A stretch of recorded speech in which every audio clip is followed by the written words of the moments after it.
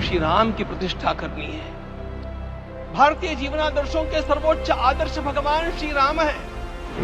हम लोगों ने महापुरुषों से परामर्श करके लिखा था, आपको केवल 3 दिन का उपवास करना है। आपने 11 दिन का संपूर्ण उपोषण किया। इतने तपस्या के पश्चात इन सारे महात्माओं की अनुमति लेकर के और उनके आशीर्वाद लेकर के उनका यह तप पूर्ण करने के लिए, उसकी सांगता के लिए उनको चरणामृत दिया जा रहा है। जीवन साधने वाले हमारे इस देश की परंपरा के अनेक महान रत्नों में आज हम लोगों को समय की आवश्यकता, युग की आवश्यकता, सनातन के अंतःकरण की आवश्यकता के रूप में हमारे सम्माननीय प्रधानमंत्री जी प्राप्त हुए हैं।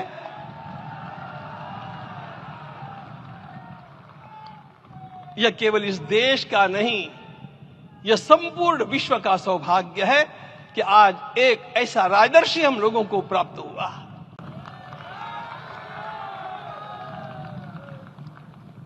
आपके मंगल हाथों से आज प्रतिष्ठा होने की बात थी, वह स्वाभाविक भी था, वो होना ही था मित्रों। लेकिन मुझे इस बात का आश्चर्य हुआ जब मुझे लगभग 20 दिन पूर्व समाचार मिले कि माननीय प्रधानमंत्री जी को इस प्रतिष्ठा के लिए स्वयं अपने लिए क्या क्या अनुष्ठान करके सिद्ध करना चाहिए स्वयं को, उसकी नियमावली आप लिख करके भेजें।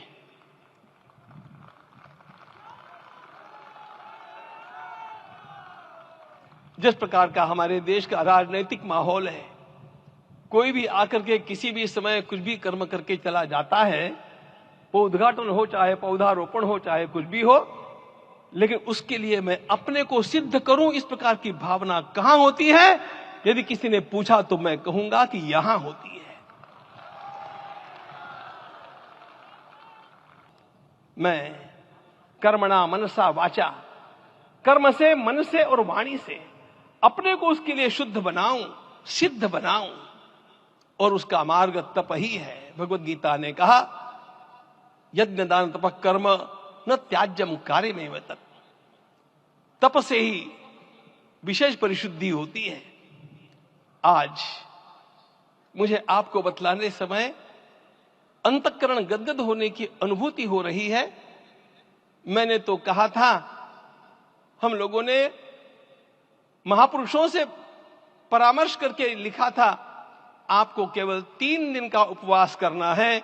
आपने 11 दिन का संपूर्ण उपोषण किया। हमने 11 दिन एक भुक्त रहने के लिए कहा था, उन्होंने अन्न का ही त्याग कर दिया। महाभारत में कहा गया है, अनशन यह सबसे बड़ा तप है, अनशन।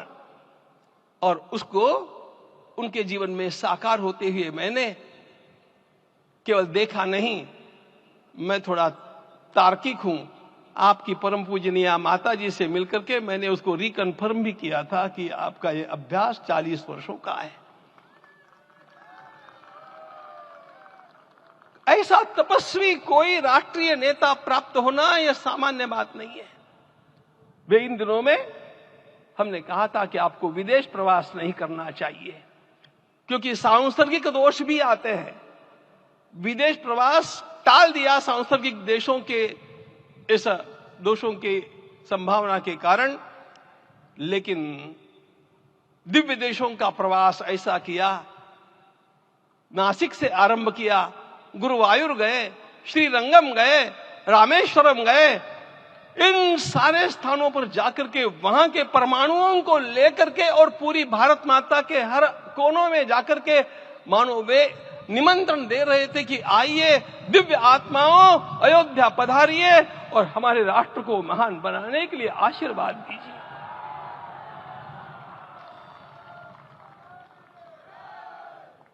हमने केवल कहा था 3 दिनों तक आपको भूमि शयन करना चाहिए। 11 दिनों से आप भूमि शयन कर रहे हैं। इस कड़कड़ाती ठंड में इस प्रकार का शयन करना, मित्रों, ब्रह्मा जी ने सृष्टि को निर्माण किया, उस समय उन्होंने एक शब्द को सुना था। भारत की संस्कृति का सबसे मूल शब्द है तप तप इति। हमारे पूज्य गुरुदेव के गुरुदेव परम गुरु कहा करते थे, कांची के परमाचार्य जी महाराज, तपश्चर।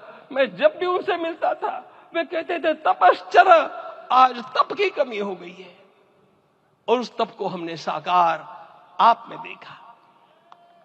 मुझे इस परंपरा को देखते हुए केवल एक राजा याद आता है जिसमें यह सब कुछ था, और उस राजा का नाम छत्रपति शिवाजी महाराज। छत्रपति शिवाजी महाराज। मित्रों, लोगों को पता नहीं है शायद,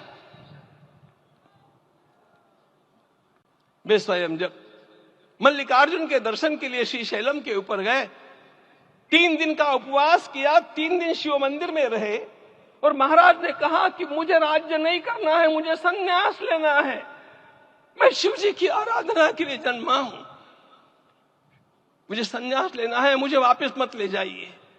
इतिहास का वो बड़ा विलक्षण प्रसंग है। उस प्रसंग में उनके सारे ज्येष्ठ मंत्रियों ने उनको समझाया और लौटा करके लाया कि यह भी आपका कार्य भगवत सेवा ही है। आज हम लोगों को उसी प्रकार के एक महापुरुष ऐसे प्राप्त हुए हैं जिसको भगवती जगदम्बा ने स्वयं हिमालय से लौटा करके भेज दिया कि जाओ भारत माता की सेवा करो। तुम्हें भारत माता की सेवा करनी है। मैं अपने को कभी श्रद्धा रखने के बारे में भावुक नहीं पाता हूं, लेकिन कुछ स्थान ऐसे होते हैं जहां पर आदर के साथ अपना मस्तक अपने आप झुक जाता है।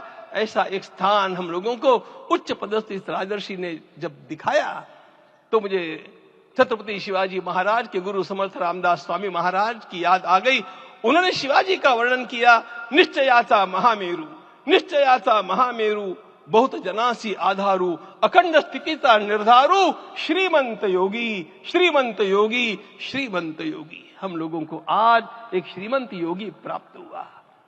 आज मैं यहां पर केवल इसलिए खड़ा हूं कि इतने तपस्या के पश्चात इन सारे महात्माओं की अनुमति लेकर के और उनके आशीर्वाद लेकर के उनका यह तप पूर्ण करने के लिए, उसकी सांगता के लिए उनको चरणामृत दिया जा रहा है।